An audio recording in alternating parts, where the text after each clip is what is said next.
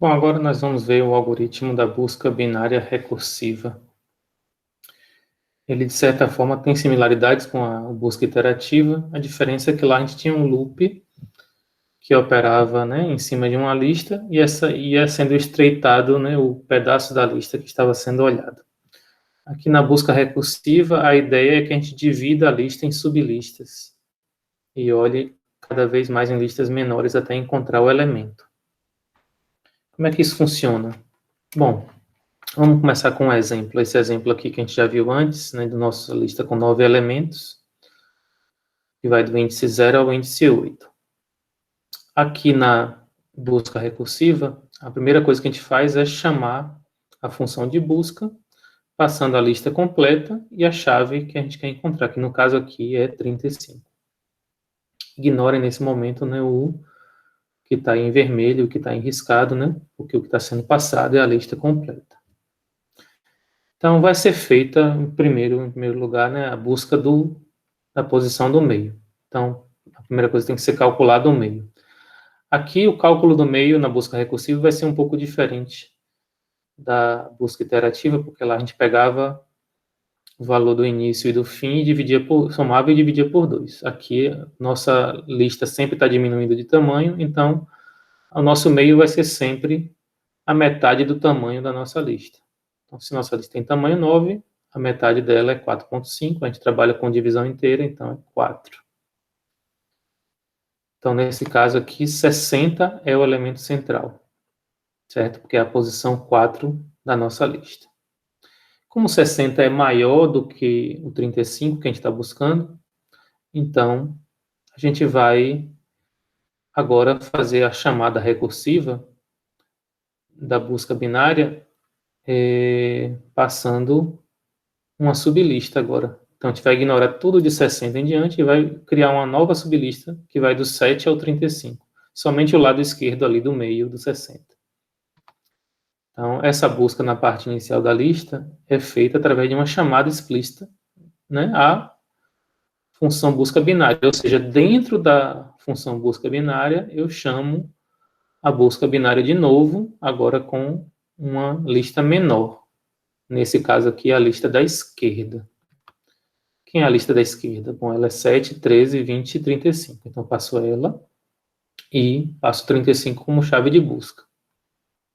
Aí eu continuo fazendo o algoritmo, né? Agora, como eu chamei a função novamente, né, ele deve fazer a busca sobre o meio, né, com o primeiro, né? Então, tem que calcular o meio.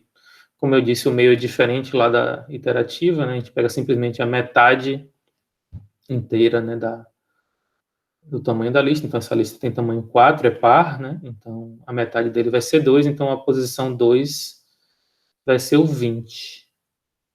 Então, a primeira coisa é checar se o 20, né, o elemento central, ele é igual, menor ou maior que o elemento buscado. Como o 20 é menor, isso quer dizer que o nosso valor buscado está à direita. Então, se está à direita, ele está na sublista à direita do 20. Então, eu tenho que repetir a busca na parte final da lista. Então, vou fazer a chamada recursiva do lado direito. Então, reparem, eu posso fazer a chamada recursiva do lado esquerdo ou a chamada recursiva do lado direito. É parecido com a iterativa, né? Tem um if para fazer essa checagem, né? Mas repare que você vai ver no código, dentro da função busca binária, duas chamadas possíveis à busca binária. A chamada do lado esquerdo e a chamada do lado direito. Aí agora eu vou buscar na sublista que só tem um elemento aqui, 35, uma sublista de tamanho 1. E, obviamente, a metade de 1 é 0,5. Como o meu índice é sempre trabalhado a parte inteira, então eu vou trabalhar o índice 0. O índice 0 é exatamente o 35. Então eu busco o 35 na posição central. Ele é igual ao 35 que está lá, então isso quer dizer que eu encontrei o que eu estou buscando, a chave que eu estava buscando. Então, nosso elemento então está encontrado e a gente tem a busca dando positiva, né? A gente pode retornar um valor verdadeiro ou então pode retornar o valor do índice da posição em que a gente encontrou o 35, que no caso aqui seria a posição 0. Desculpe, né? 0. Esse que é o problema, na verdade, né? o 35 é a posição 0, mas não é a posição 0 da lista original. Então, o 35 é 0 dessa última sublista. Isso quer dizer que ao retornar, né, da recursão, eu vou ter que fazer uma soma, né, dessa posição e somar com a sublista anterior, que no caso ia de...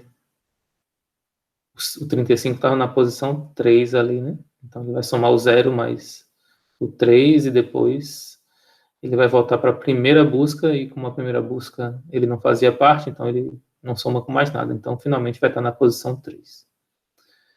Bom, mas se fosse uma busca apenas para existência, nesse momento que eu retornasse, né, da busca binária, né, dessa última chamada, eu retornaria o valor verdadeiro. E esse seria o nosso caso base, né? Quando eu encontro no central, é o caso base, então eu retorno verdadeiro. E eu vou retornando verdadeiro para todos os que, né, chamaram, né? Então, verdadeiro nessa chamada, verdadeiro na segunda, verdadeiro na primeira. Né? Se fosse falso, se eu não encontrasse o valor, se eu estivesse procurando o valor 36 aqui, nessa última busca ele iria retornar falso e iria passar o falso adiante, né, para quem chamou. Bom, vamos ver isso em código, né, em Python. Como é que isso funcionaria? Então, vamos fazer a busca recursiva primeiro para verificar a existência da chave, ou seja, vai retornar verdadeiro ou falso, verdadeiro se encontrar, falso se não encontrar a chave. Então, como toda função de busca binária, ela recebe uma coleção, uma lista aqui nesse caso, e ela recebe uma chave, a chave de busca.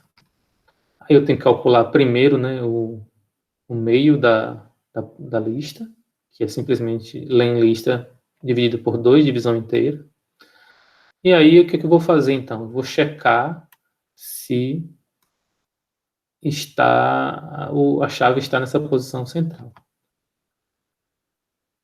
É claro que existe uma função aqui adicional que a gente pode fazer, que é checar a existência, né, na lista. Né? A gente pode checar se ela não está na lista, se esse número... desculpa. A gente vai checar o tamanho da lista, né? Obviamente, né, a gente precisa encerrar num dado momento, né? E encerrar significa quando a lista estiver vazia. Né? Se eu tiver com a lista pequena demais, não faz sentido a gente continuar fazendo busca, né? Então a gente tem que interromper. Então esse aqui seria o nosso caso, um dos possíveis casos base. Se eu tenho uma lista vazia, uma lista de tamanho 0, então isso quer dizer que eu não achei na nossa busca. Agora, se a minha lista tem um tamanho maior que 0, então eu vou checar se o valor no meio é igual à chave. Então, como se a gente tivesse dois casos base aqui, né? O caso base de não encontrou e o caso base de encontrou. Certo? O caso base de não encontrou é a lista tem tamanho 0, então eu retorno falso. O caso base de que encontrou é a lista, eu encontrei ele no meio, eu retorno verdadeiro. Esses não são os casos base. Agora tem que fazer o caso recursivo, né? O passo recursivo. O passo recursivo consiste em checar, né, se caso eu não tenha encontrado, né, caso a lista não esteja vazia ou caso a lista não esteja, caso a posição da chave não esteja no meio, é porque a chave ou está à esquerda ou está à direita. Então, vamos fazer a chamada recursiva, né, nessas situações. Se o valor do meio for maior do que a chave, é porque a chave está à esquerda, a chave é menor. Então, vou procurar a esquerda. Para procurar a esquerda, eu vou fazer, então, a chamada recursiva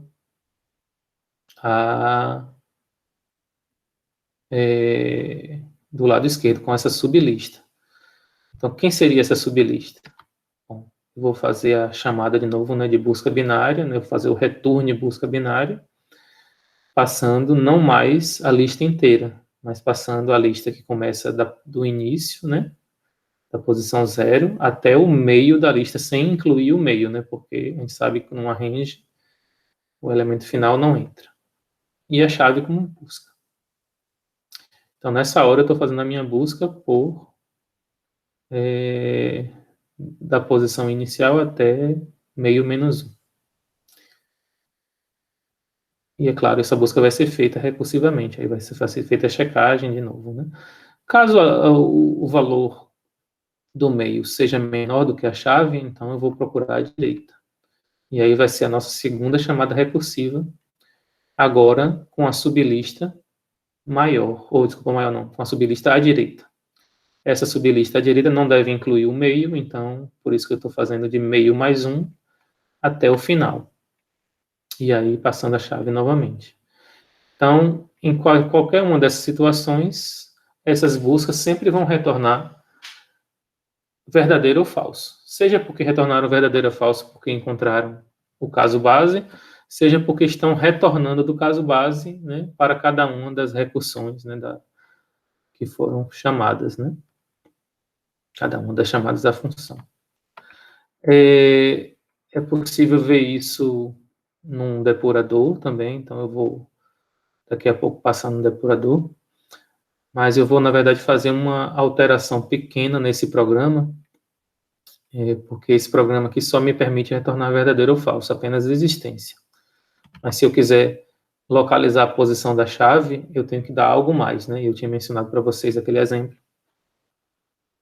Não basta eu retornar, quando eu encontro o elemento, a posição 0, porque a posição 0, numa lista de tamanho 1, não é exatamente a posição original do elemento na lista original. Então, eu preciso fazer umas somazinhas aí no retorno da recursão. Então, o que eu tenho que alterar nesse programa? Vamos lá. Bom, eu não posso retornar, então, essa posição do último elemento, né, porque a lista se reduz em tamanho, então a gente soma ao índice do elemento o número de elementos que foram removidos na parte inicial. Então, essencialmente, a gente faz isso. Se removeu algo da parte inicial, eu tenho que somar no retorno, né? Então, meu return vai ser return alguma coisa mais a chamada recursiva. Se for para o lado direito, eu não preciso fazer isso, né? E esses elementos removidos é sempre igual ao valor da posição do centro. Por outro lado, né, tem, nesse caso da busca por posição, se eu não encontrar o elemento que está sendo buscado, eu tenho que retornar algum valor, não de um índice válido, né? Não pode ser nem de 0 a 9 ou de 0 a n-1, né, na nossa lista. Mas sim um valor inválido. Então, se eu não encontrar aqui, eu vou retornar -1. Ou podia ser none também, se fosse o objeto que eu estivesse retornando. Então, aqui está a minha função recursiva, ela é parecida com a anterior. Observem, né? Na busca binária eu passo a lista-chave, eu calculo o meio do mesmo jeito. Agora, repare, se a minha lista for de tamanho 0, minha lista for nula, né? É porque eu não encontrei o elemento. Já reduzi tanto a minha lista que a minha lista ficou de tamanho 0. Então, nesse caso, antes a gente retornava falso. Aqui, como eu estou querendo retornar a posição, eu tenho que retornar um número, né? Então, eu retorno um número inválido de uma posição inválida -1. Então, se o usuário receber -1, é porque não encontrou a chave. Se eu encontrar a chave no meio, eu vou retornar o meio. O problema é que, às vezes, esse retorno do meio, ele não é exatamente o valor da posição na lista original, mas sim nessa sublista que eu estou procurando na nossa busca recursiva, né? A nossa busca, ela reduz em tamanho, né? Então, o 0 da última lista que eu estou procurando é diferente, talvez, do 0 da lista original. Mas eu retorno o meio, né? No caso base. E eu vou cuidar, na verdade, nos casos recursivos, né? Nos passos recursivos, que vocês vão ver abaixo, de somar, né? E, é claro, né? Somar somente o valor do número de elementos removidos somente se eu tiver feito a busca à direita, porque quando a gente faz a busca à direita, né, nossa lista, ela se reduz, mas o valor 0 não corresponde mais ao original. Se fosse pela esquerda, não, né, o valor 0 corresponde ao original, então não precisaria remover. Não precisaria adicionar esse valor, né, do número de removidos. Mas vamos lá, né, como é que seria essa busca recursiva aqui por posição? Eu vou procurar a esquerda, né? No caso, se a lista for, se o valor do meio for maior do que a chave. Então, nesse caso, eu não tenho que fazer mudanças em relação ao programa anterior. A única mudança, quer dizer, não há mudança, né? Eu estou fazendo uma busca sobre uma lista reduzida aqui, né? Que começa no meio. Desculpa, que começa no início e termina antes do meio. Isso é a busca à esquerda.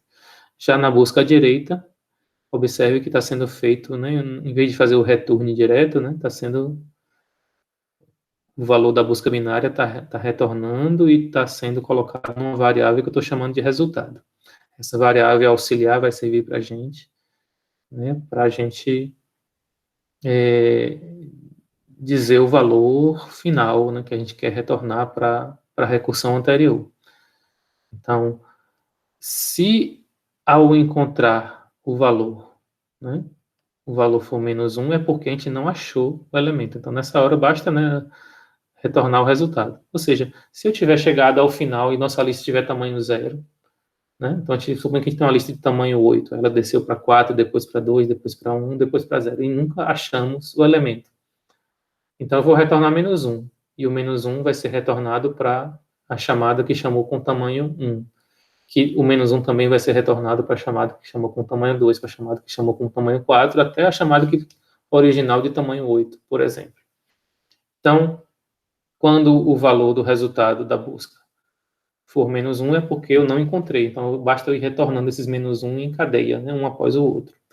Agora, por outro lado, né, se eu retornei um valor diferente de -1, isso que significa que eu achei, né? E se eu achei, então eu vou ter que retornar essa posição. Mas como eu disse, se a gente estiver buscando a direita, pode ser que a posição original tenha sido perdida. Pode ser não. A posição original, se foi buscada à direita, ela foi perdida. Nossa nova lista começa de 0, mas o 0 não é mais o 0 original. Por isso que eu estou aqui somando o resultado mais meio mais 1. O objetivo de somar o resultado, né, da busca anterior, né, com o meio mais 1 é exatamente fazer o deslocamento da posição. Então, veja só aquele caso, né, que nós tínhamos, né, que o valor 35 estava na posição 3, mas o meio da lista foi encontrado quando o 35 estava na posição 0, numa lista pequenininha de tamanho 1. Então, eu vou ter que somar o 0 mais 1 mais o 3, que foi o da busca anterior, né? Ok? E assim a gente vai fazendo, vai retornando e vai somando todas as vezes que a gente fez as buscas pela direita. Isso é mais fácil de enxergar se a gente faz uma depuração, certo? Por isso eu vou passar para uma depuração aqui. E eu vou rodar o nosso programa no Willow. Está aqui a nossa busca binária. Eu estou fazendo a busca, né, nessa lista de tamanho 9. Estou buscando a posição, a chave 35 dentro da lista. Então vamos lá, vamos ver ela passo a passo. Então, observe que são 3 buscas aqui que são chamadas, né? A nossa lista original de tamanho 8, depois ela é de tamanho 4, e depois a lista de tamanho 1, como a gente viu na explicação. Vamos lá, vamos ver isso, né? Primeiro a gente faz a criação da lista. Tá ela aqui, né? Eu vou colocar ela aqui visível para vocês. E eu faço a chamada busca binária, passando a lista completa e a chave 35, certo?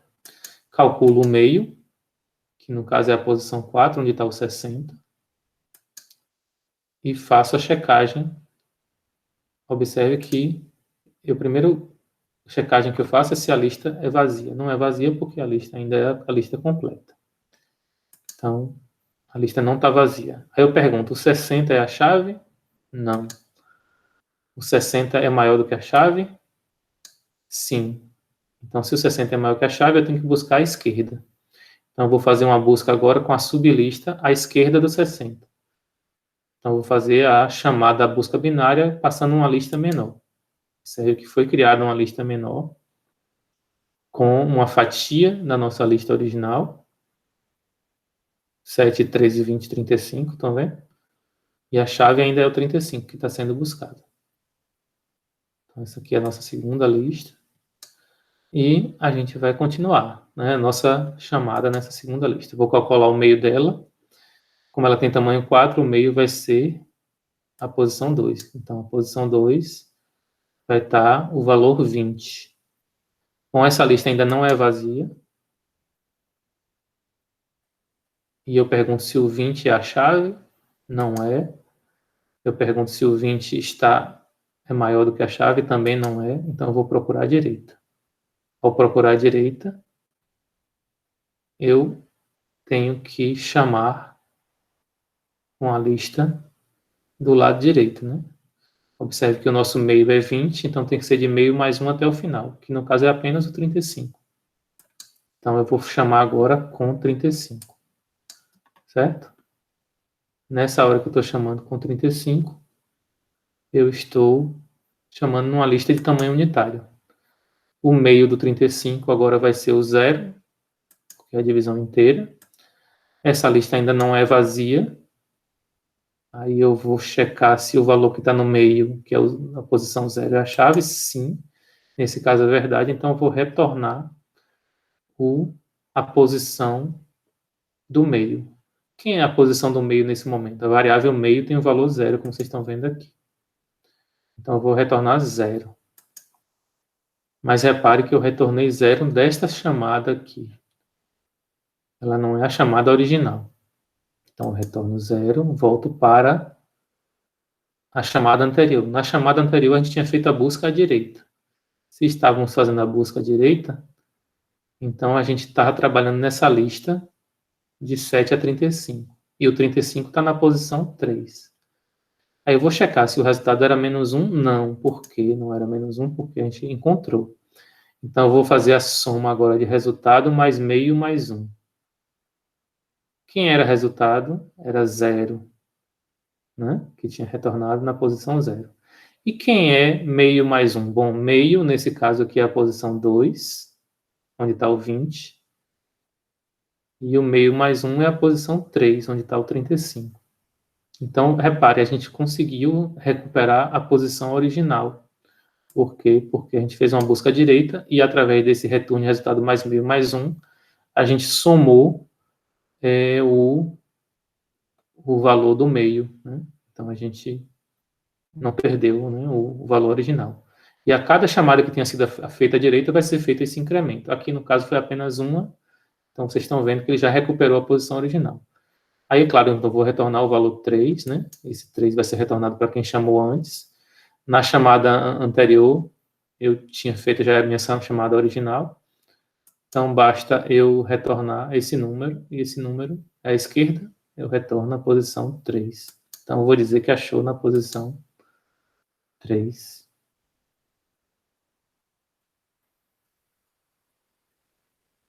E eu esqueci de colocar aqui o índice. Né? Vou dar novamente.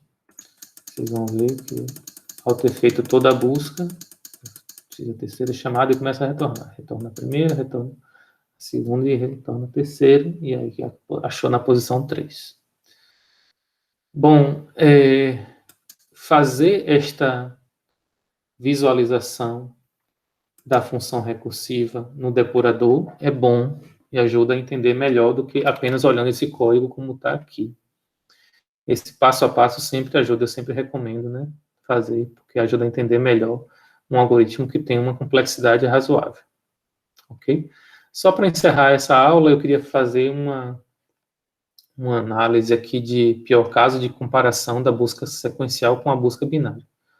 Então, suponha que a gente está buscando uma lista de tamanho n, um elemento. E a gente tem duas opções de busca aqui, a busca sequencial e a busca binária. No caso médio da busca sequencial, se eu tiver apenas um elemento nessa lista, eu vou encontrar ele provavelmente na metade da lista. Então, aqui está dado por n mais 1 sobre 2. Né? Se eu estiver fazendo a busca binária, no pior caso, em que eu tenho que rodar até chegar a um tamanho 1 ou 0, né, encontrar o elemento ou não encontrar nenhum elemento, eu vou reduzindo sempre por 2 a cada vez. Então, eu começo com um valor, por exemplo, 8, depois 4, depois 2, depois 1, ou, sei lá, 10, 5, 2, 1, sempre com o valor inteiro. E essas buscas, então, reduzindo de tamanho, vão sendo reduções logarítmicas, né? Porque repare que está sempre dividindo por 2 a cada vez. Então, eu estou, na verdade, tendo uma complexidade que não é mais de tamanho n, mas é de tamanho log de n. Então, observem aí a diferença então, do tempo de execução do algoritmo na busca sequencial, que tem a ordem mais ou menos n mais 1 sobre 2, e do tempo da busca binária, que tem ordem de log n na base 2 mais 1. Observem, né, pelos números aqui que a diferença não é grande quando o tamanho da lista é 10. Né? Eu tenho uma busca binária que faz 4 operações e a outra tem a busca binária que faz 5,5 operações. Ou busca sequencial que faz 5,5 operações. Com 100, a gente já começa a perceber a diferença, 7 contra 50. Mas quando a gente tem, por exemplo, 10 milhões, que é o nosso maior valor, eu tenho uma busca binária que faz 24 operações, enquanto que a busca sequencial fez 5 milhões, em média, né? Então, observem aí, né, a vantagem, né, como o logaritmo ele converge muito mais rápido do que uma função sequencial. Então, se a gente diz que um algoritmo tem ordem logarítmica, log de n, é porque ele é muito mais rápido do que um algoritmo com ordem sequencial, ordem n. Então, O de log n é muito mais rápido, é muito menor do que O de n. E é isso aqui, essa visualização em torno de números aqui permite a gente ver melhor como a busca binária pode ser bem mais rápida do que a busca sequencial. Então, ela tem sua complexidade, para entender o algoritmo é um pouco mais difícil, não é simplesmente fazer um for each, mas ela tem essa vantagem fundamental em relação à busca sequencial. E essa ideia de busca binária vai se repetir na computação em vários momentos, e vocês vão ver quando estiverem estudando estrutura de dados, ao fazer busca em árvores binárias, vocês vão ver que a busca na árvore binária tem essa característica de ser ordem O de log n, comparado com a busca numa lista sequencial. Ok? Eu fico por aqui e recomendo que vocês façam exercícios na nossa lista de exercícios e no livro, exercícios de lista, especialmente de lista com busca binária. Ok? Até a nossa aula síncrona e a gente se vê lá.